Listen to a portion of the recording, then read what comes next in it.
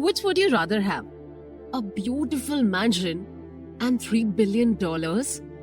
Or freedom and good reputation? Do you think you have enough in life right now? Do you want to know how to make $84.5 billion? All the answers of these questions are right there in this book. Let's start with our first chapter, The Greatest Show on Earth. The author Morgan Housel worked as a valet when he was in college. It was an expensive hotel in Los Angeles. There was once a frequent guest who was a young technology executive. That guy was a genius. At his 20s, he designed and patented a key component in making Wi-Fi routers. The young millionaire started and sold several tech companies. He was very successful. But he had a bad relationship with money. The guy carried a stack of $100 bills with him everywhere. He showed it to everyone who would listen. He was a bragger and a drunk man. One day, the guy called a valet and ordered him to go to the nearest pawn shop. The valet exchanged his bills for several $1,000 gold coins. What did the young millionaire did to the gold coins? He tossed them into the ocean. He called his friends and together they threw the gold coins, just like playing with rocks on a lake. A few days after that, the young millionaire accidentally bumped into one of the hotel's lamps. The manager told him that the lamp was worth $500. The guy made a scene.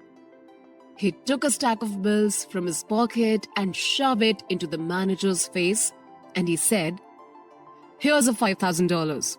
Don't show your face to me ever again." Maybe you're thinking right now that if this really was a true story, maybe you're thinking, what happened to the young millionaire later? Yes, it is true. You will learn a few more stories like this in this book. What happened next is that the guy went broke. After a few years, the young millionaire had spent every penny he has. All his friends and money are gone. You see, what you cannot buy with lots of money is good behavior. Here is another story. Once there was a janitor named Ronald Reed. He was born in a small village. He was the first person in his entire family to finish high school. What's even interesting is that Ronald only hitchhiked to school every day. Ronald's life is ordinary. He repaired cars at a gas station for 25 years. He cleaned floors at JCPenney for 20 years. Ronald bought a 2-bedroom house when he was 38 years old. He bought it for $12,000. He lived there for the rest of his life. Ronald married, but he never had children. His wife died when he was 50 years old. A neighbor said that his main pastime was chopping wood. The day that Ronald made the news headlines was the day that he died. It was in 2014. He was 92 years old. Ronald Reed was worth $8 million. Yes, he left $2 million for his 2 stepchildren, and he donated $6 million to the local hospital and library. If you search Ronald Reed on Wikipedia, you will see that he was a janitor, a gas station attendant, an investor, a philanthropist, and a millionaire. But how did this all happen? So basically, there is no trick here. Ronald did not win the lottery. He did not inherit his wealth. Ronald Reed saved money all those years and invested them in blue chip stocks. That's it. He never took his interest. He just let them compound year after year until they amounted to $8 million at the time of his death. Are you familiar with the concept of compounding? We'll discuss about it more later, but here is one more story you need to learn from right now. Let's take a look at a man who is the direct opposite of Ronald Read. Richard Fuscone is an executive at Merrill Lynch. He earned his MBA at Harvard. He retired at 40 years old. A business magazine listed him on the 40 under 40 most successful people. Richard had an 18,000 square foot mansion in Connecticut. It had 2 swimming pools, 2 elevators, 7 garages, and 11 bathrooms. The mansion cost $90,000 a month to maintain. Richard borrowed heavily to fund it. But then a twist of fate happened. The financial crisis of 2008 hit. Richard Fuscone lost everything just like that. He filed for bankruptcy in that same year. What can we learn from the stories of the young millionaire Ronald Read and Richard Fuscone? That financial success is not a hard science. Finance is the only field where a simple man like Ronald Read can succeed. A man with humble education and experience cannot be an excellent surgeon, architect, or engineer. But in finance, someone like Ronald Read can be great. Financial success is a soft skill. Anyone can learn that. It is a unique field where how you behave is more important than how much you know. This is the psychology of money. No matter who you are and where you came from, money can make your head bigger. You always need to watch out for it. Everyone can be rich, but not everyone can be humble. Moving on to the next chapter of this book summary, Never Enough. The founder of Vanguard, John C. Bogle, once told this story. There was a party at a billionaire's house. At one corner is Kurt Vonnegut and Joseph Heller. They were talking about the income of their host, who is a hedge fund manager. Kurt commented of how the man's income in one day is more than what Joseph made for his novel Catch-22 throughout the years. Joseph's reply is truly remarkable. He said that he had something that the hedge fund manager will never have, and that is enough. What is your source of income right now? Can you say that you know what is enough? Let's learn from the story of these two people. Rajat Gupta was a poor boy from Kolkata. He was an orphan, but he became a CEO at age 45. Rajat was CEO of McKinsey, one of world's best consulting firms. He retired in the company in year 2007 and took key positions at United Nations and the World Economic Forum. Rajat also became a board of director in 5 different companies. So from the slums of Kolkata, he became one of the richest businessmen alive. In 2008, Rajat was already worth $100 million. But he never became satisfied with that amount. Now that he is a Centra millionaire, what he wanted to become is a billionaire.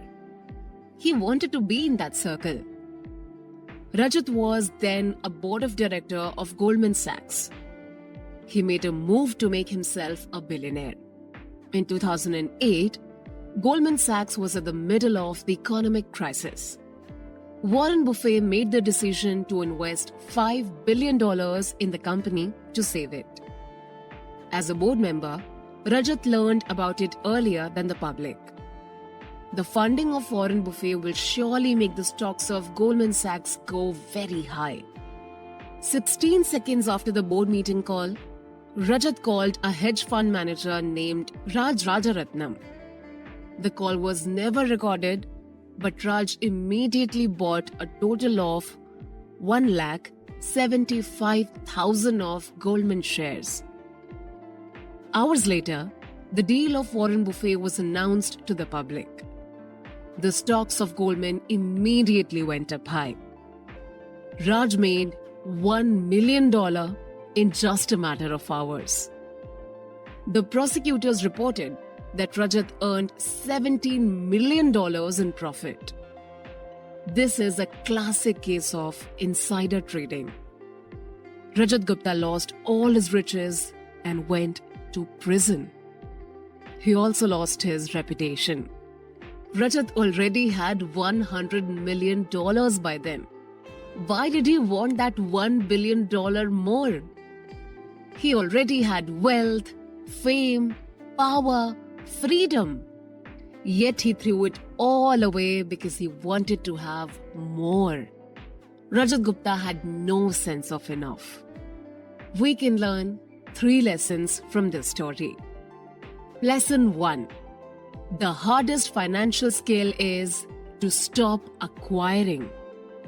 The taste of more power, more fame, and more money increases ambition a lot faster than satisfaction.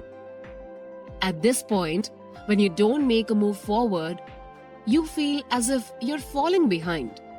And the only way to catch up is to make bigger and bigger risks. Modern capitalism is very good at 2 things. They are generating wealth and generating envy. The person loses the sense of enough that time. Lesson number 2. Social comparison becomes a problem. Imagine a rookie football player who earns $500,000 per year. He's already rich. But if we compare him to Mike Trout, who has a 12-year contract of $430 million per year, the rookie player seems broke, right? Now imagine a hedge fund manager who earns $36 million. But in 2018, the top 10 highest paid hedge fund managers earn at least $340 million per year. $36 million now is very low in comparison, right? But what if the top 10 hedge fund manager earning $340 million per year compares himself to the top 5? The top 5 hedge fund manager earns $770 million. And what if that top 5 compares himself to the likes of Warren Buffett, who got richer by $3.5 billion in 2018? Now what if Warren Buffett wants to be in the level of Jeff Bezos, whose net worth is $24 billion in 2018? See, the point is, the ceiling of social comparison is very high. No one would ever reach it. When you are at the game of, I want to be rich just like my friends, you will never win. There is no limit to it. There is no point where you are satisfied. You will never feel that you have enough.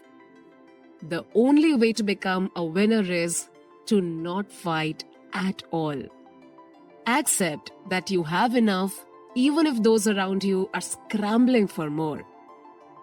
You know, a dealer in Las Vegas once said that the only way to win at the casino is to leave as soon as you enter. Now imagine yourself at a party in an executive village. You and your friends are discussing who is richest, who has the biggest house, who is most famous, who is most admired. There is no winner.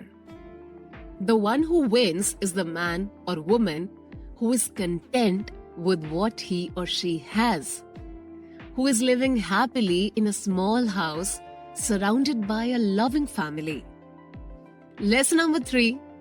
There are things that are more valuable than wealth, fame, and power, no matter how much it is. Rajat Gupta said this in his interview with the New York Times after he was released from prison.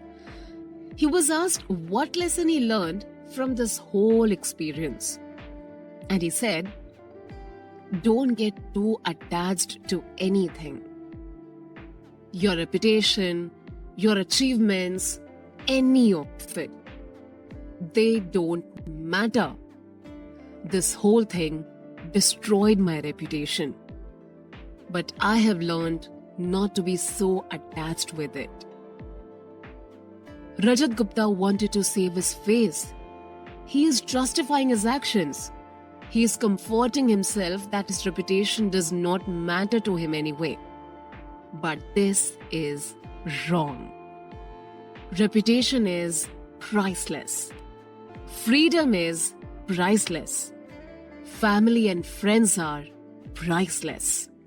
Loving people and being loved back is priceless. Happiness is priceless. The way to get all of these is to know when to stop taking risks, to know when enough is enough. And we are here on the next chapter of this book summary, which is titled as Confounding Compounding. Lessons from one field can help us understand another. Did you know why the ice ages happened a long time ago? It is quite similar to how compounding grows your money in investment. It was only in the 19th century that scientists agreed that the Earth underwent the ice ages. The evidence is too clear to be ignored. We did not only have one ice age. The Earth had been through 5 ice ages, which we could now accurately estimate the dates.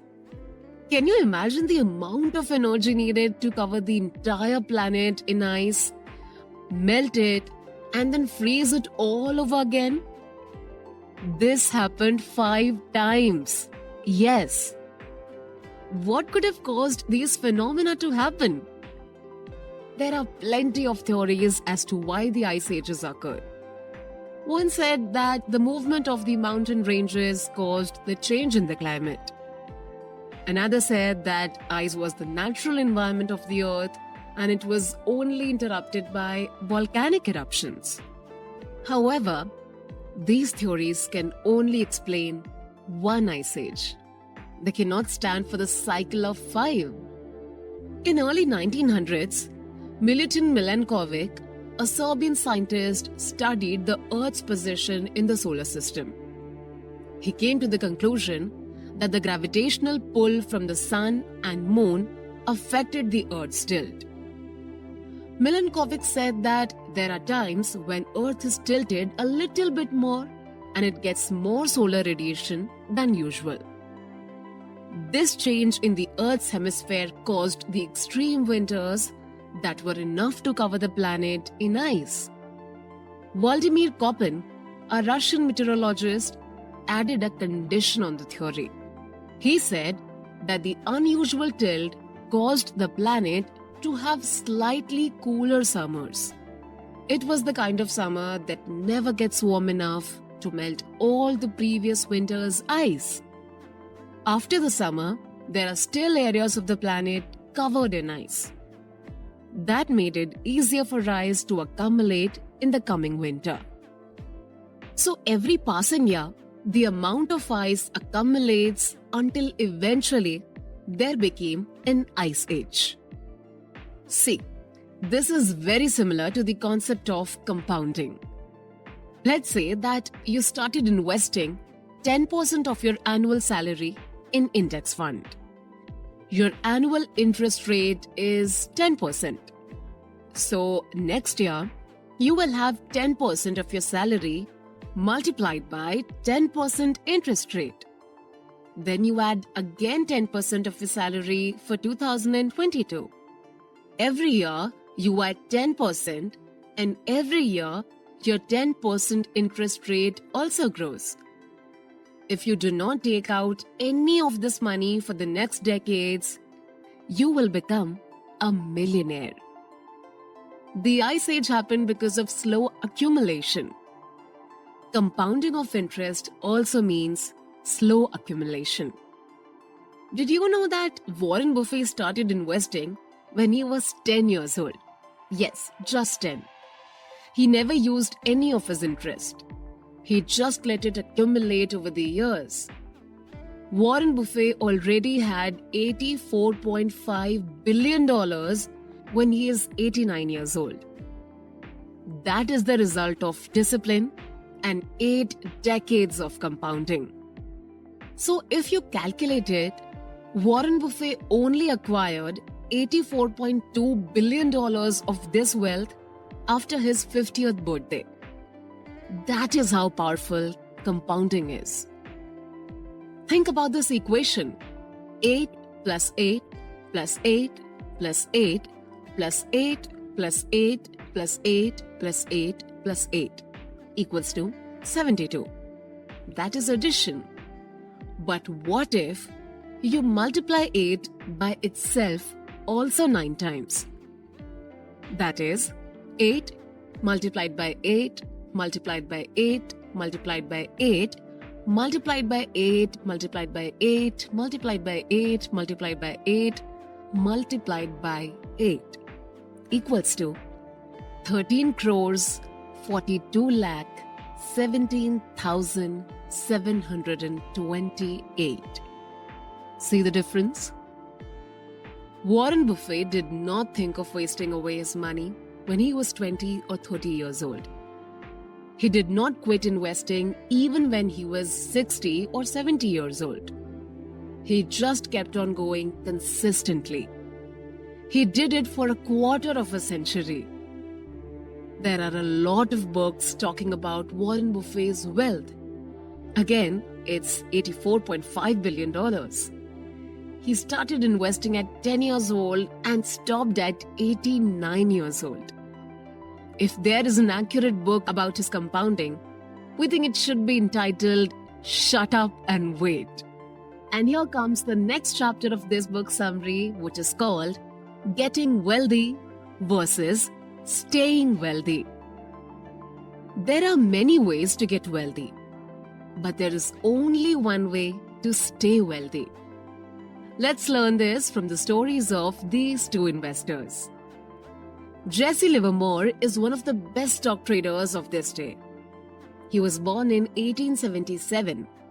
He became a trader before the world knew that anyone could be a trader. When he was 30 years old, Jesse already earned $100 million.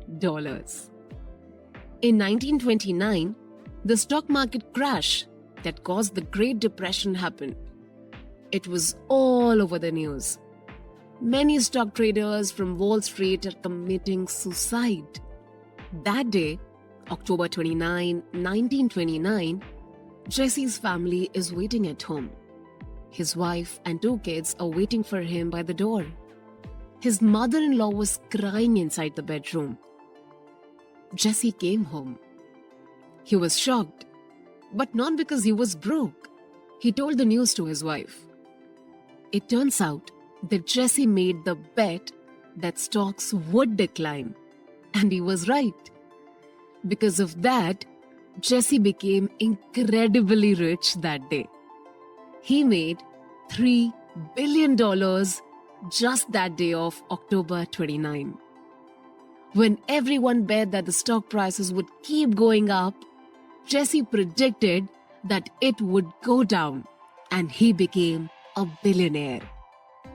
A different story happened to Abraham Jomansky. Abraham was a rich real estate developer. He became a millionaire in the 1920s.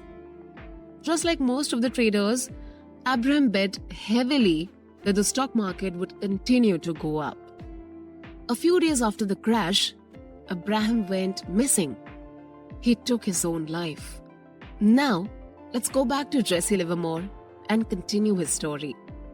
After the 1929 crash, Jesse was overconfident and unstoppable. He made bet after bet, and his bets became larger after every win. Jesse thought that his success would just keep on going. But in 1933, he lost all his money, also in the stock market. Jesse also went missing a few days later, and he took his own life. The same thing happened to him 4 years later. He ended up just like Abraham. See, both men are good at getting wealthy, but they are bad at staying wealthy. Getting money is one thing, but keeping it is another matter.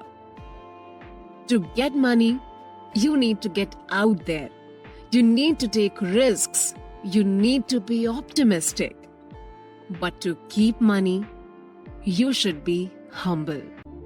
You should always remember that any time, any second, all your wealth can be taken away from you. Because that is life. Sometimes you're at the top, sometimes you're at the bottom. Keeping money also requires being thrift and also accepting the fact that part of your wealth came from luck, no matter how you got it. Always remember that in life, you will not always have success. There is also failure and defeat. Yesterday's success does not guarantee tomorrow's good fortune. Let us go back to Warren Buffett and how he kept his wealth for over 70 years. So he invested his money at 10 years old and let it compound as decades passed by. He had $84.5 billion at 89 years old. Warren Buffett is good at investing. He knew the best companies to invest on, he knew the cheapest stocks, he knew the most effective managers. That is how he got his wealth. But this is how Warren Buffett kept his wealth. He did not get carried away. He did not panic and sell his stocks in the 14 recessions that he encountered. He did not risk his reputation. He did not attach himself to one strategy, one opinion, or one passing trend. He did not quit and he did not retire. He kept on compounding even after 65 years old. Warren Buffett survived.